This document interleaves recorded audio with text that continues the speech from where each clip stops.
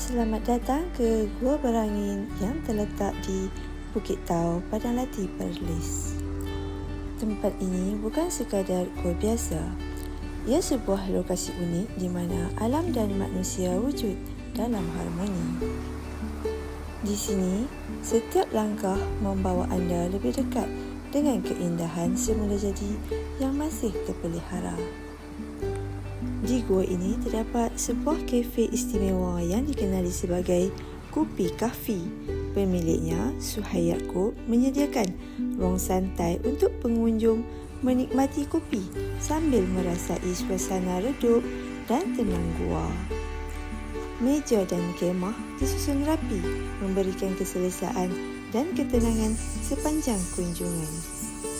Sambil mendengar bunyi kelawar yang menjadi sebahagian daripada ekosistem gua, setiap bunyi dan setiap nafas udara sejuk dari gua ini mengingatkan kita bahawa alam masih boleh hidup selaras dengan manusia. Ini bukan sekadar minum kopi, tetapi satu pengalaman yang menyelami keindahan semula jadi. Menurut pemiliknya, Kopi Kafi direka dengan konsep santai dan rileks sesuai dengan minat beliau terhadap kopi dan pengalaman menikmati alam. Pengunjung boleh berbual dengan rakan, membaca buku atau sekadar duduk merenung keindahan gua dan bukit di sekeliling. Setiap sudut di sini menenangkan minda dan jiwa.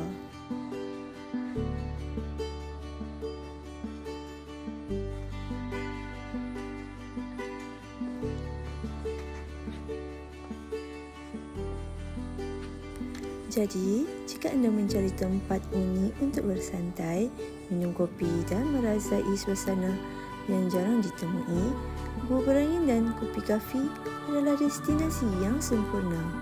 Datanglah, resapi ketenangan dan biarkan alam serta aroma kopi membawa anda ke pengalaman yang tidak akan dilupakan.